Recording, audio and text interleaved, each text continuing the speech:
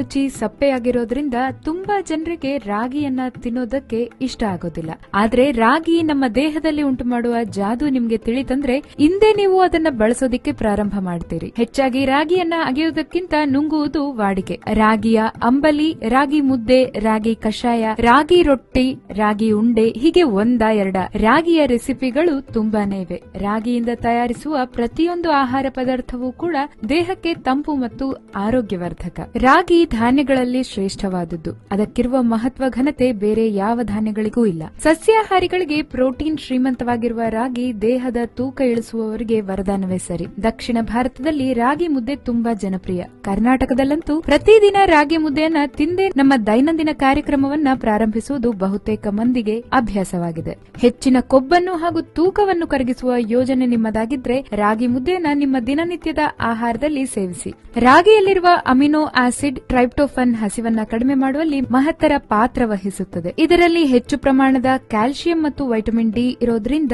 ಮೂಳೆಗಳನ್ನ ಬಲಪಡಿಸುವಲ್ಲಿ ರಾಗಿ ಸಹಾಯ ಮಾಡುತ್ತೆ. ಮಧುಮೇಹ ಅಂದ್ರೆ ಡಯಾಬಿಟಿಸ್ ನ ಮೆಲಿಟಸ್ ಮತ್ತು ಜೀರ್ಣಾಂಗ ವ್ಯೂಹದ ಅಸ್ವಸ್ಥತೆಗಳ ಅಪಾಯ ಮಟ್ಟವನ್ನು ರಾಗಿ ಮುದ್ದೆ ಕಡಿಮೆ ಮಾಡುತ್ತದೆ. ರಾಗಿಯಲ್ಲಿರುವ ಅಮಿನೋ ಆಸಿಡ್ ಲೆಸಿಥಿನ್ ಹಾಗೂ ಮೆಥೋನಿನ್ ನಿಮ್ಮ ಜೀರ್ಣಾಂಗ ವ್ಯೂಹದಲ್ಲಿರುವ ಹೆಚ್ಚುವರಿ ಕೊಬ್ಬನ್ನ ಕೆಳಮಟ್ಟಕ್ಕೆ ತರುವ ಮೂಲಕ ನಿಮ್ಮ ಕೊಲೆಸ್ಟ್ರಾಲ್ ಮಟ್ಟವನ್ನ ಸುಧಾರಿಸುತ್ತದೆ. ಇದರಲ್ಲಿ ನೈಸರ್ಗಿಕವಾಗಿ ದೊರೆಯುವ ಐರನ್ ಕೂಡ ಸಿಗುತ್ತದೆ. ಇನ್ನು ಬೇಸಿಗೆ ಸಮಯದಲ್ಲಿ ನಿಮ್ಮ ದೇಹವನ್ನ ತಂಪಾಗಿಸುವ ಶಕ್ತಿ ರಾಗಿಗಿದೆ. ನಿಮ್ಮ ಸಾಮರ್ಥ್ಯ ಮತ್ತು ನಿಮ್ಮ ರೋಗ ನಿರೋಧಕ ವ್ಯವಸ್ಥೆಯನ್ನು ಸುಧಾರಿಸಲು ರಾಗಿ ಮುದ್ದೆಯನ್ನ ನಿಮ್ಮ ಆಯ್ಕೆಯಾಗಿ ಆರಿಸಿಕೊಳ್ಳಿ. ರಾಗಿ ಮುದ್ದೆಯಲ್ಲಿರುವ ಫೈಬರ್ ಗುಣ ಮಲಬದ್ಧತೆಗೆ ಸಹಾಯಕಾರಿಯಾಗಿದೆ. ಇನ್ನು ಹೈಪೋಥೈರಾಯ್ಡ್ ನಿಂದ ಬಳಲುತ್ತಿರುವವರಿಗೆ ಇದು ಉತ್ತಮ ಆಹಾರ. ನೂತನ ತಾಯಂದಿರಿಗೆ ಹಿಮೋಗ್ಲೋಬಿನ್ ಮಟ್ಟಗಳನ್ನ ಸುಧಾರಿಸಲು ಮತ್ತು ಹಾಲಿನ ಉತ್ಪಾದನೆಯಲ್ಲಿ ಕೂಡ ರಾಗಿ ತುಂಬಾ ಸಹಕಾರಿಯಾಗಿದೆ. ರಾಗಿಯ ಉಪಯೋಗಗಳು ತಿಳಿದು ಬಂತಲ್ವೇ? ಇನ್ಮೇಲೆ ದಿನಾಲೂ ಕೂಡ ರಾಗಿಯನ್ನ ಆಹಾರದಲ್ಲಿ ಸೇವಿಸಿ ಆರೋಗ್ಯ